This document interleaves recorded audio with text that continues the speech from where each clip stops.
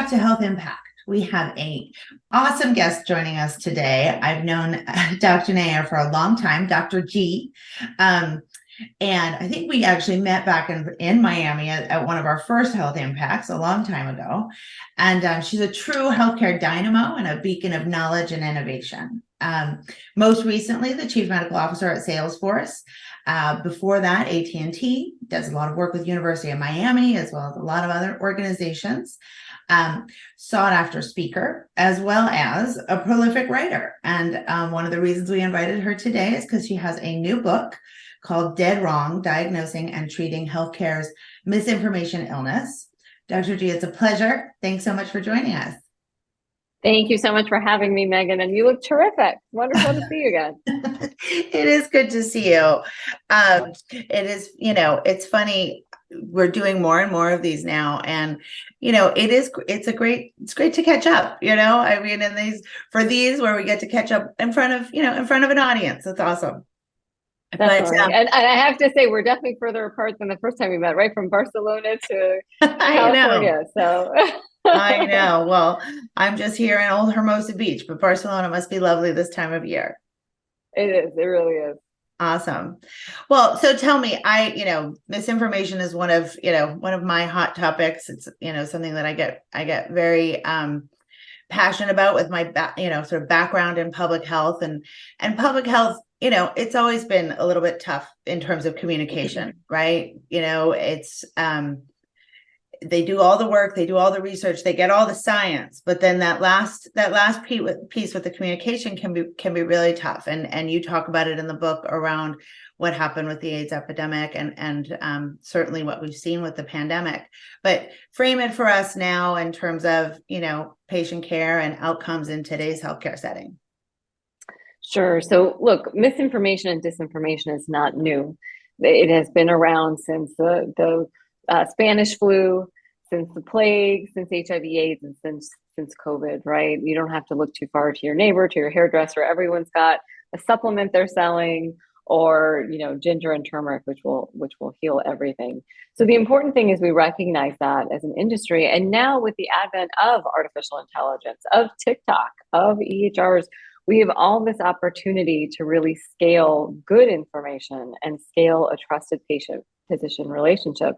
The question is making it a priority, and how do you exactly do that? But that's really the call to action in the book. It is very much a post-pandemic look at what we learned, what we knew, but now the question is, with all of this technology, where do we complement the human factor and keep an eye on that relationship between the doctor and the patient? Yeah. So tell me a little bit more about that. I mean, what do we do? I mean, the technology is there. The genie is sort of out of the bottle, so to speak. It's going to be hard. How do we both educate and, get that trusted word out there? Well, look, the first thing is to remember that this is the priority. Healthcare at the end of the day is a services business. So people are coming for advice. They're coming for information. They're coming for personalized health information, and then presumably personalized treatment or prescriptions. So understanding your business, number one. And then number two, look, we need technology. In the era of physician burnout, in the era of staff shortages, we certainly need technology to scale. But it's really important that we focus the automation on the things that should be automated, like the back end, the administrative burdens. Every doctor wants to practice at the top of their license, and every patient is coming to them for that reason. So it's really important, especially as we talk about AI, that we're focusing on that administrative part, right? And we're leaving the communication, we're leaving that human factor to the humans. And we also have to remember social media is not a trend. It's not just for those kids. It's here to stay. It's the way we communicate. And it really inspires a following. And so when we don't scale our physician voices or our trusted healthcare voices, in the absence of them, we have misfits, and we have people that are profiting off of all kinds of supplements and all kinds of advice, but they inspire a following. Mm-hmm. And so in the absence of that digital presence, it's absence. And so we now have to also reflect, whether you're a payer, whether you're in the pharma space, whether you're a provider, that gap needs to be closed. I talk about Cleveland Clinic in my book and how beautifully they scaled communication, how beautifully marketing worked with clinical, and they really scaled that clinical competency, which is their core, with them their marketing engine, and they partnered with YouTube, and they owned the social media presence, but with real doctors giving real advice, inspiring a real following. And guess what? Their revenue showed it. Patient acquisition went up, patient retention and brand loyalty increased. So it's not just the right thing to do, it is the smart business choice if you're thinking very, very smart and across silos. Marketing and clinical have to be connected, not separated. Mm-hmm. Yeah, that's interesting. And I know you have in terms of all the voices in the book, you have Dr. Megan Rainey, and she, of course, was a beacon of information, during the pandemic, and does a lot, and even before that on, gun control and gun, public health and things. So, but I wonder, I mean, in that, we are putting so much on our clinicians. They are burnt out, as you said. Is that putting more on them? I mean, are we asking them to do more? Say, okay, now you actually have to manage social, or how do we help them with that? So again, it's not to give the physicians more to do. It's a call to action in healthcare leadership. So if you're the CEO, if you're the chief marketing officer, chief medical officer, your digital transformation strategy has to help physicians just be physicians, right? Marketing and communications, Cleveland Clinic, it was marketing that led that entire effort. They just had the doctors be the doctors, turned on a camera, and they did everything else. So it's really all about letting the doctors just be doctors, which in this day and age is actually a lot, and it's actually what physicians really want. But it's really allowing the team around them to support that, right? So marketing and communications is a whole separate function, but just understanding that it's back to the science, back to the clinical. IT, same thing. Ultimately, the end user is the patient and the physician. So understanding that and allowing the technology to be invisible as opposed to interfering in the doctor-patient relationship. That is absolutely the name of the game. It is not to give doctors more. It is actually to give them less and to let them authentically be what they were trained to be. Right. Because in some way, if the message is out there, if the education is out there, they don't have to overcome. They have less to overcome. If the organization that supports them by overcoming the misinformation or being a louder voice in that, then they are speaking the truth. And go ahead. At the end of every misinformation train is a physician in the emergency room. At the end of the day, the doctors are left to clean it up. The payers are left to pay for it. And we as taxpayers are also left to pay for it. So it all comes back, right? It's all a little bit karmic. But remember, the doctors don't need to be the ones tweeting, right? They don't need to be the ones putting the content out there. To the extent that they are knowledge resources and communicating that, which is their entire job every day. And then marketing is putting that together and putting that entire social media strategy behind the scenes to empower that voice, right? And then the CIO and the CTO is putting together the products, the IT roadmap that then enables the patient to not just find the content, but then click for an appointment. Come into our hospital, come and make an appointment, not in the ER, but in fact in the office. So that's why it has to be this C-suite priority, and it really does have to be a cross matrix between marketing, IT, and clinical. That is the exact right way to do it, but it is definitely not to overburden the doctors. Sure. And then what about in terms of another thing, definitely exposed by the pandemic was, just the gross inequities just in access and in care delivery. Is there concern, how do we address those differences in terms of access to information and access to these sources in terms of different communities and even the trust within communities? Is there an answer there? Is there, is it basically, same thing, but just in different organizations and different points of education? Sure. So again, in the advent of AI and the advent of social media and the advent of all this tech, we have an opportunity to bolster trust, right? The healthcare institutions across the country have lost a lot of trust.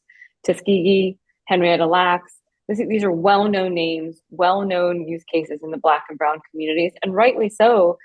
There is a lack of trust. And so consumers are going to the places that they feel they get a relatable message, a reachable message, and that's often not the doctor's office. So how do you as a health system, how do you as a payer, how do you as a life sciences business get that message out there, represent those folks, but also talk to them in a way that makes them curious and then makes it easier for them to come in and see appointment. The ideal relationship is that this is happening outside of the office, but that there is a one-on-one ultimately between doctor and patient. So yes, you want to scale the message. Yes, you want to build mass communication strategies to raise health literacy, but ultimately you also want patients to have an individual plan with an individual doctor and drive those personalized treatment plans. So it's a multi-pronged approach, and it is one that is a combination of public health as well as one-on-one healthcare delivery. It's done right. Mm-hmm. And you talk a little bit about the payer and, the roles of the other stakeholders in pharma. I mean, I would think also even the pharmacists, some of the pharmacies that have people are going to more and more for their care. I mean, are there, how can we in this, and this has always been my, that you have all of these stakeholders and they all got into healthcare because they care about the health of the population and about people, and they want to improve it, whether it's from a rare disease perspective or from chronic disease, right? And so, but they don't work together very well, and if they could work together better, then this challenge wouldn't be so hard. So yes, the marketing departments in a health system need to work, but and need to do this, a bit better. What about the other organizations? How can they collaborate? Are there avenues there and paths to, even smaller community health organizations? It's one thing for a Cleveland clinic to do it, but as these resources are strained, how are some of the ways that those organizations can leverage this? Sure. So, if whether you're a pharma business, whether you're a life sciences med tech business, whether you're a payer, everyone benefits when the focus is on the doctor-patient relationship, right? Ultimately, life science companies are trying to get a prescription filled. Payers are trying to say, look, prevention is the key. Get the mammogram, not breast cancer. Get the colonoscopy, not colon cancer, particularly in value-based care and risk contracting, right? So how do you do that? You have to raise health literacy. You have to have more time for the doctor and patient to interact. And what happens now, just very plainly, right? Whether you're seeing your pharmacist, whether you're seeing your doctor, let's say you get started on a new medication, you're given a pamphlet most of the time, a paper pamphlet or brochure that's typically already lost when you do your laundry, right? So why is it not a digital tool? Very, very simply, go here, read here. This is the website for our institution, or these are the 3 places I want you to read. These are the 3 people I want you to follow on Twitter, and one of them is my department. Right. So these are the places that pharma and the payer space can build those tools. And often those pamphlets are from those institutions, right? So instead of the pamphlet, or in combination with the pamphlet, giving those tools to the provider that then benefit the member, that then benefit the person filling the prescription, right? Because those are not tools doctors we don't make pamphlets, right? We're typically given those as resources from other stakeholders. So thinking of it the same way. What digital tech tools can you give as a complement to the pamphlet? Because plenty of people still love pamphlets, right? That's really the key. And also understanding that we live primarily in the space of chronic diseases as the biggest cost in the system. And there's often a caregiver that's the sandwich generation, people like you and me with young children, but older family members are taken care of. And often the way we receive information is different from those generations. So having an omni-channel approach is really critical. But there's no reason that pharma couldn't be the one giving those tools to providers. And same with the payers. They're constantly giving us tools, but there's for some reason not a priority on that communication piece and that content piece in this omni-channel way. Right. I like that. And I think, the omni-channel method is essential, because obviously that's how we all exist, right? Regardless of generation or age and time. So, and then I think with what we talked about a little bit before in terms of trust, once the messages become louder, that trust builds, right? I mean, I find it, I think you've said before, that 53% of the of people trust their physicians, right? I recently went to I think it was at ATA, maybe the last time I saw you. The president of CVS talked about how CVS is the most trusted brand. Trust is a very important part of this, sort of dichotomy between marketing and patient education, right? And so how can we, build that trust and, educate folks that this is, sort of move the needle away from anti-science to, trusted voices of public health, and I think in some way in the book, you have so many stories of trusted public health and practitioners, and that are, some of them do get amplified, but others aren't. So tell us a little bit about those stories and those folks in there. Look, I've said it before and I'll say it again. Science needs a PR campaign, right? For some reason, science has, become the not cool kid in school. And we each one of us has to take it as a mandate. And if you are a celebrity out there partnering with, health systems intentionally partnering with some of those folks is really critical. But we really actually just have to start. And again, it is a priority, and it needs to be, no one at any hospital system, at a life sciences company or at a payer is saying, what's my misinformation strategy, right? There's not really someone in charge of that. And so that's really what I talk about in the book, is that if you are doing digital transformation, whatever piece of that, maybe you're the patient engagement piece, maybe you're the EHR piece, maybe you're the value-based care innovation person, this is the undercurrent to all of those pieces. And a big part of it is really making science cool again. And the reason it's not is because it's hard to understand, right? Science is hard and complicated. It is a special talent to be able to simplify complex concepts, whether you're talking about science or even tech for that matter. And in the book, I invited Megan Rain to be a part of it, Peter Hotez, a lot of folks who got us through the pandemic.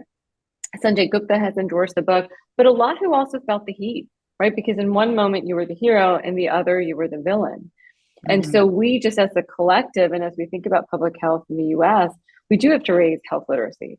And we also have to realize that everything can't be done by the doctor, to your point, right? Whether it's raising health literacy in our schools, whether it's increasing funding in the public health department and also prioritizing communication.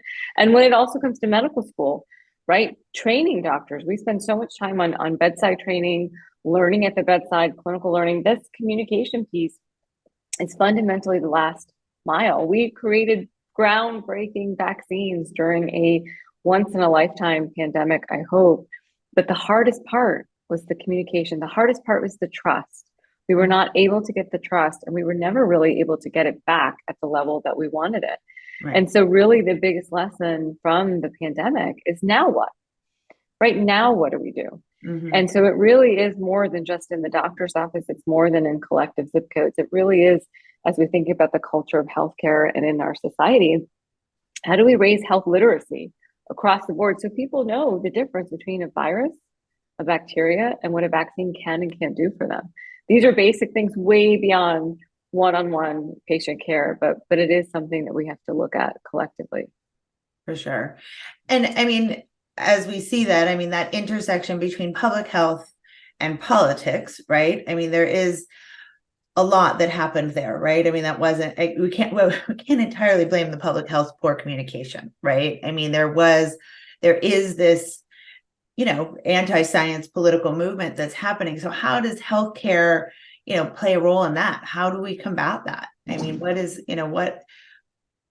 Because that is the sort of societal piece that becomes harder. And when you have social media that, whether they're making their efforts to tap it down or not, which, debatable, but, Well, we have to be intentional. We have to be intentional. We have to prioritize it. Just like we look at the Surgeon General and it's the trusted source in a crisis. We have to have our Surgeon Generals ready in every zip code, right? The Surgeon General in our zip code is this doc, right? And that this provider system. So it's a matter of prioritizing it, realizing the revenue is there, realizing there is an ROI on amplifying science.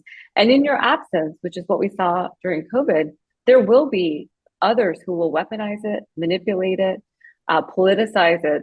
And then who in the end pays for it? The patient and the doctor. Again, who is at the end of the misinformation trail? It is the patient in the emergency room and the doctor dealing with the cleanup and the mess, right? And it's expensive and it leads to poor outcomes. So it is all connected, but it is a matter of prioritizing that presence. And maybe even a little bit, to get back to the marketing, of a branding issue, right? That also speaks to, kids, let fewer children want to get it, no one's, I want to be a doctor. Like that has shifted that demand. And even as you go into high schools, that interest. Everybody wants to go into technology, and there's a lot of technology in healthcare, and as we said, you can even be a healthcare influencer. We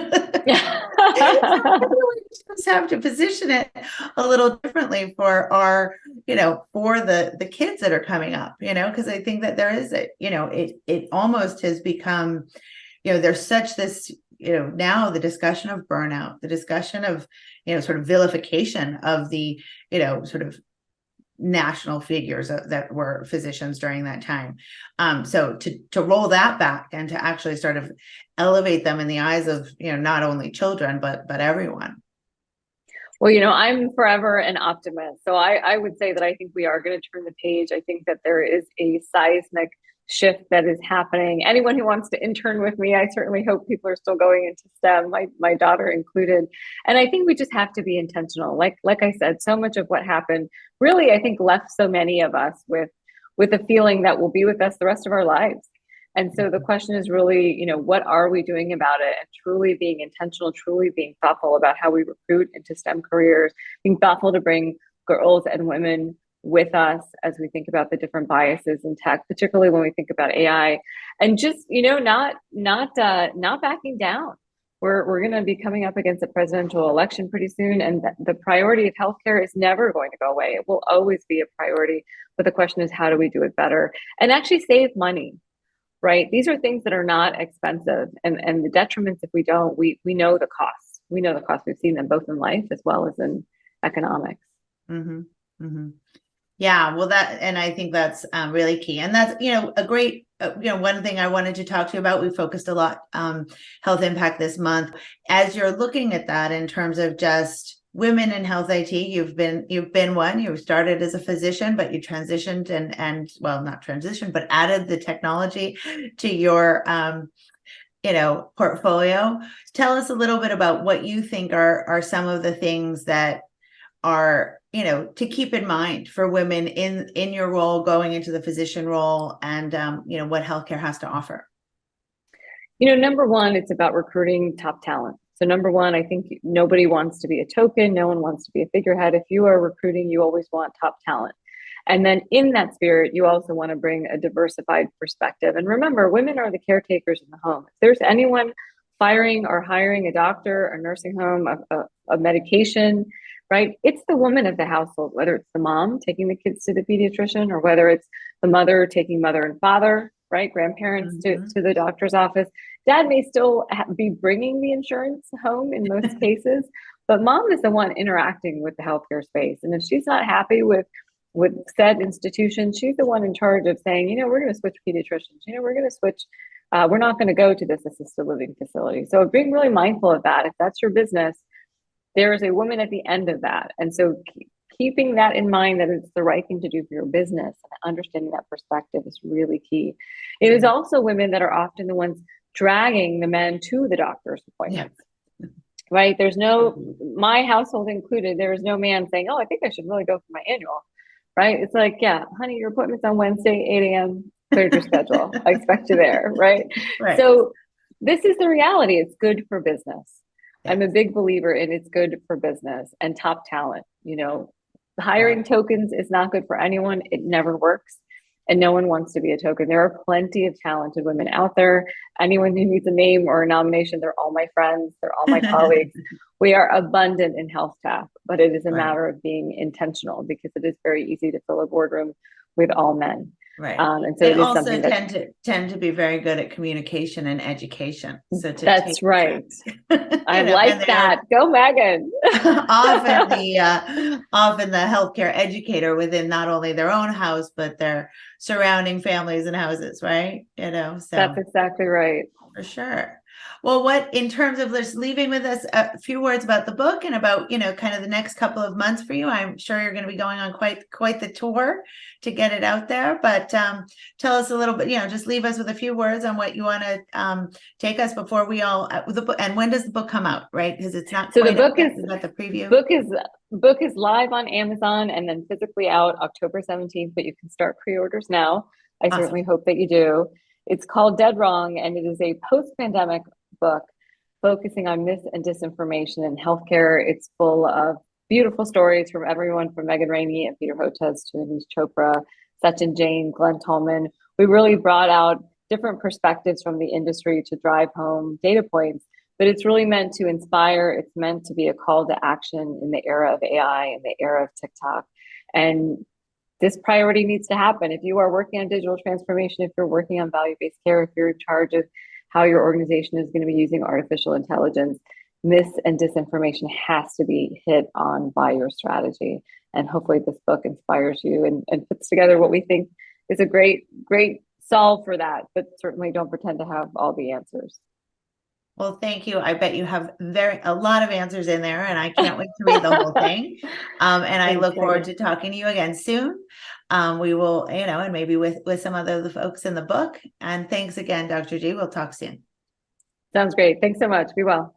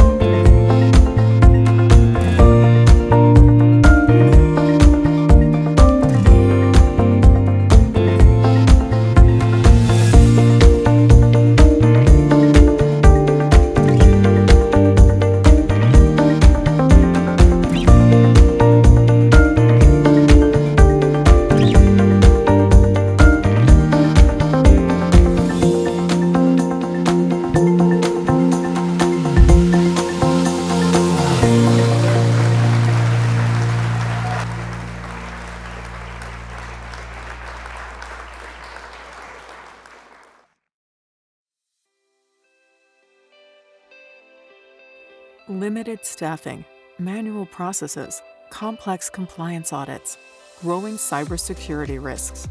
Today's digital healthcare landscape demands IT modernization that reduces friction between clinicians and IT teams while keeping patient data secure. That's why top hospitals and healthcare organizations are transforming their identity security programs with SailPoint. SailPoint's identity security solutions empower healthcare organizations to quickly and securely enable clinical workforces with the right access at the right time. Through the power of machine learning, clinicians can spend less time on administrative tasks and more time on patient care. Only with SailPoint's AI-driven identity security can healthcare IT and security teams save time and resources while maintaining a strong security posture. Intelligent identity security simplifies compliance reporting, automates manual processes, and accelerates access decisions. SailPoint expedites identity security with instant frictionless access to the appropriate applications, systems, and data your clinicians need from day one, reducing onboarding time from days to mere minutes. From community hospitals to complex healthcare systems, SailPoint helps organizations make rapid identity decisions, protect against over-provisioning, and safeguard sensitive clinical data. No matter the maturity level of your organization's identity security program, SailPoint is ready to help. Discover the core of identity security with SailPoint.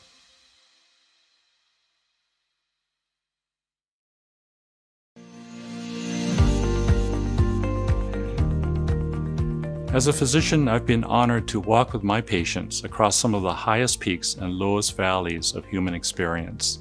What I've found is that healthcare is intensely personal and uniquely human.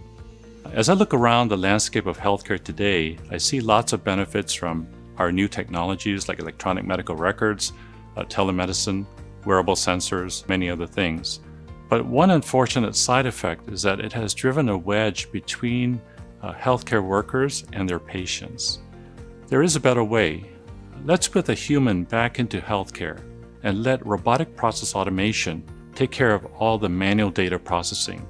And so you can recapture the time that you need to build the kind of relationships that patients want to provide the kind of care, healthcare, that they need and they deserve.